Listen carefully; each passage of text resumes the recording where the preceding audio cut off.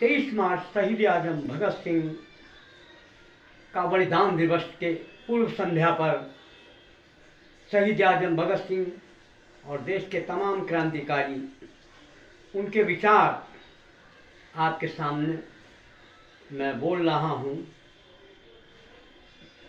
शहीद आजम भगत सिंह, सिंह सपूत, सरदार उधम सिंह, नेताजी सुभाष चंद्र बोस, राम प्रसाद बिस्मिल, अशफाकुल्ला खां, झांसी की रानी लक्ष्मीबाई, कित्तूर की महारानी चिन्नम्मा, वीरांगना झलकारी बाई, कॉमरेड प्रीति लता, कॉमरेड सूर सिंह, जंग आज़ादी के commander in chief Ahmadullah Shah, Hindustan की बेटी बेगम हजरत महल ने जिस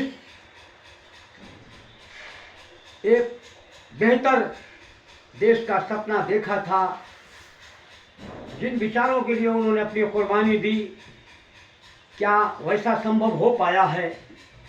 शहीद आजम भगत सिंह ने 23 साल की उम्र में ये कहते हुए फांसी का फंदा अपने गले में डाला था। उन्होंने शेर पढ़ा था फांसी से पहले कि हवाओं में रहेंगी मेरे ख्यालों की बिजलियाँ, ये मुझसे खाक है फानी रहे ना रहे। दोस्तों और साथियों, आज़ादी के 75 साल बाद भी देश दुनिया के करोड़ों अरबों मनुष्य आज भी घोर पूंजीवादी, साम्राज्यवादी शोषण, दमन, बर्बर अत्याचारों का शिकार होकर तिल तिल मरने को अभिशप्त हैं। देश की आज़ादी के 75 वर्षों बाद भी देश दुनिया की जनता पर लूट, शोषण बदस्तूर जारी है। केंद्र सरकार की जन विरोधी साम्राज्यवाद परस्त नीतियों के चलते डीजल, पेट्रोल, रसोई गैस, बिजली की कीमतों में जबरदस्त इजाफा हुआ। मोदी जी के नोटबंदी का सच आज़ादी के बाद का सबसे बड़ा घोटाला है, जन विरोधी है, जिससे जनता को भयंकर कष्टों का सामना करना पड़ा। मोदी जी के कार्यकाल में 30 बार पेट्रोलियम पदार्थों की कीमतों में मूल्य वृद्धि की गई, जिससे महंगाई को पंख लग गए। कीमतें बेलगाम होकर सुरसा के मुख की तरह बढ़ गईं। मोदी जी के कार्यकाल में अपराधों का ग्राफ भी तेजी से बढ़ा है। आरएसएस द्वारा संचालित भाजपा की ये नंगी तस्वीर है, जिससे भारत की 145-40 करोड़ जनता रूबरू है। मोदी जी के शासन में कीमतें डेढ़ी दोगुनी हो गईं। दवाओं की कीमतें 1500 गुना विगत दिनों 1500% बढ़ी, जिससे देश की मेहनत कर जनता की कमर टूट गई। भाजपा सरकार ने देश की जनता से विश्वासघात किया है। यह हम नहीं कहते हैं, देश की जनता चीख चीख कर कह रही है। देश की जनता के सपना का चकनाचूर करने का काम मौजूदा सरकार ने किया है। मोदी जी ने जो चुनाव पूर्व जनता से वादे किए थे, ये वादे पूरे नहीं किए गए। केवल झूठ ही परोसा गया। 2 करोड़ नौजवानों को रोजगार के वादे का क्या हुआ? क्या पूरा हुआ? साम्राज्य परस्त सिस्टम के चलते करोड़ों करोड़ युवाओं का रोजगार छीना गया। देश के 40 करोड़ नौजवानों जो कि शहीद आजम भगत सिंह के वारिस हैं, उन युवाओं में घोर निराशा है, जिससे आतंकवाद अपराधों में गुणात्मक बढ़ोतरी हो रही है।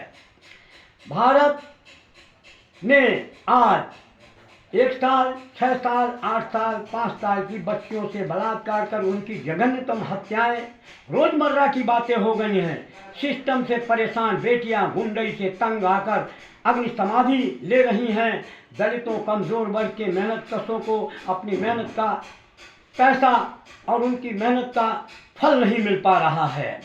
इस महापाप का खामियाजा झेलने के लिए 2024 में सरकार को तैयार रहना चाहिए।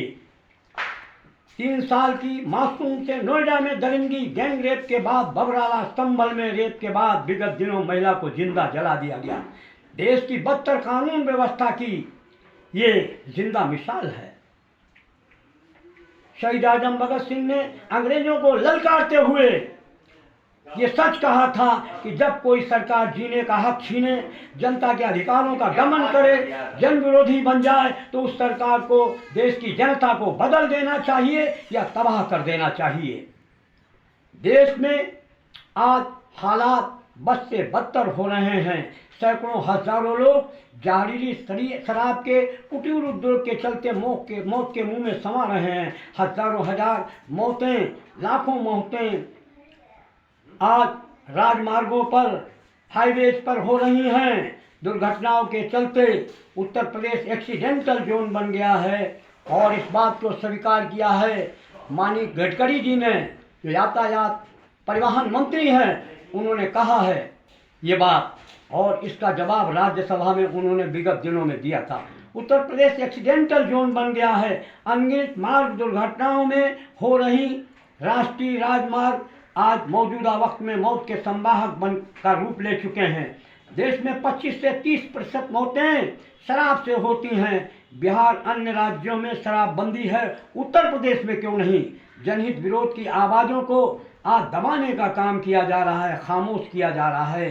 कॉमरेड गोविंद पानसरे, तर्कवादी लेखक दाभोलकर, विगत में प्रोफेसर एम कलबुर्गी, वामपंथी पत्रकार गौरी लंकेश एवं केरल में दर्जनों कामरेडों को आरएसएस के दक्षिण पंथियों ने कत्ल किया। त्रिपुरा में हजारों कम्युनिस्टों के ऊपर शारीरिक हमले किए गए। विगत दिनों में हजारों घरों, पार्टी कार्यालयों को आग लगाई गई। ये विगत की बातें हैं, जनता इनको नहीं भूली है। ये हत्याएं अकेली नहीं हैं। किसान, मजदूर, व्यापारी, देश की आधी ताकत, मात्र शक्ति, नौजवान मौत को गले लगा रहा है। इन भारत के जलते सवालों को लेकर देश के 6 आंदोलनों ने विगत दिनों सड़कों पर उतरकर 40 दिवसीय आंदोलन चलाया था। क्रांतिकारी धरती की 35 लाख जनता भाजपा आवाहन करती है और देश की जनता से आवाहन करती है कि वो संघर्ष का बिगुल फूंक कर जनता के अधिकारों के लिए संघर्ष करे। धन्यवाद, आपने हमारे विचार को सुना और इन विचारों को साझा करें। और जो देश के शहीदों ने अपना खून बहाकर आज़ादी प्राप्त की है, उनका खून व्यर्थ नहीं जाएगा। ये दुनिया बदल कर रहेगी। आने वाला कल देश और दुनिया की करोड़ों अरबों जनता का है।